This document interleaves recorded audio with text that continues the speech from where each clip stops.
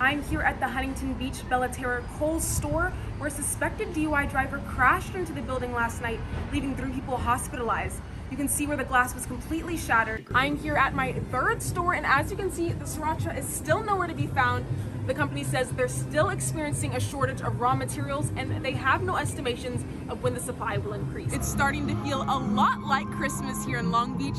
The Haberman family has been spreading holiday cheer for more than a decade with their Disney-inspired holiday house. Members of the Writers Guild of America are on strike today, calling for fair compensation and better working conditions from the major studios in Hollywood. California's super bloom is indeed blooming, and it's so vibrant it can be seen from space. Hoy es el Día de los Muertos y muchas familias están celebrando en la exhibición de arte Casa Calaveros.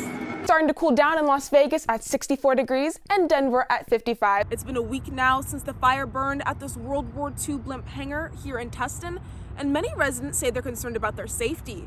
Health officials came out earlier this week and found asbestos-filled dust in the air. The city closed local parks and schools and advised residents to stay indoors. That's right, a fire broke out last night at this Nut Spray Farm historic barn that you see behind me. Now, this wasn't just any barn. This barn is where many of the amusement park rides you see today were created. The cause of the fire is still under investigation. If you want to hear more about the expansion plans, the next coffee chat will be Saturday, May 20th at 9 a.m. to 11 a.m. at Ponderosa Park. I'm Danyelle Burke. Back to you at the desk. The owner of the historic Balboa Island Ferry here in OC says it could close because of a new California zero-emissions engine mandate. But on a recent visit to the ferry, I talked to many Newport Beach residents and business owners who are hoping that won't happen. Look at that. The Balboa Ferry, a historic monument in the heart of Newport Beach for over a century. It is the beauty of the island. It's the charm of Southern California. We don't have a ferry anywhere near this. But now, passengers are wondering if the ferry will still be around in the next few years. A recent mandate by the California Air Resources Board requires all boats to switch to zero-emissions engines by the end of 2025. Balboa Ferry owner says they don't have the $2.5 million needed for the new engines. Many local residents can't imagine the city without the ferry. I see in a newspaper and I was like, what the hell is this? This is an absolute insult to Newport Beach. It will never happen. It's disgusting that it's up for conversation. For local businesses, losing the ferry also means losing customers.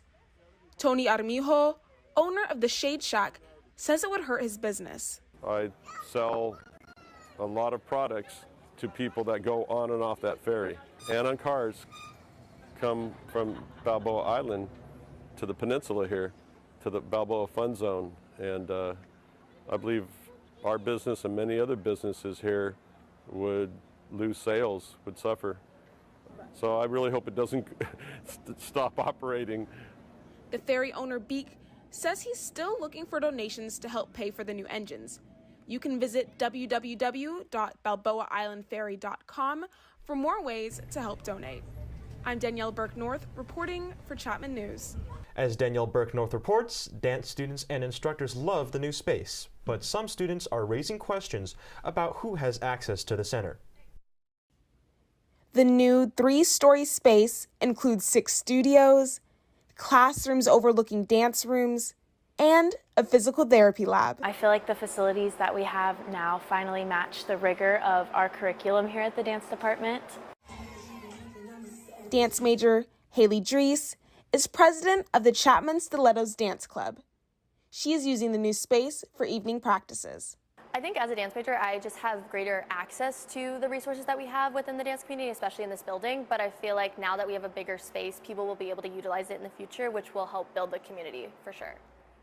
Yet, not every dance group has access. The Stilettos can use the space because they are affiliated with the College of Performing Arts. But other dance groups not affiliated with an academic program find they are shut out. Ariana De Leon, president of the Floor 13 Hip Hop Dance Club on campus, says they've been trying to rehearse in the dance building for years, but keep being turned away. Floor 13 has been in contact with the heads of the dance department and other professors there, and they are very adamantly against us using their facilities for our practice times. It feels a little bit unfair knowing that these dance groups that have a lot of dance majors or are just like COPA affiliated have priority access to the new space, but I feel like dance should be an art form that is accessible to everybody.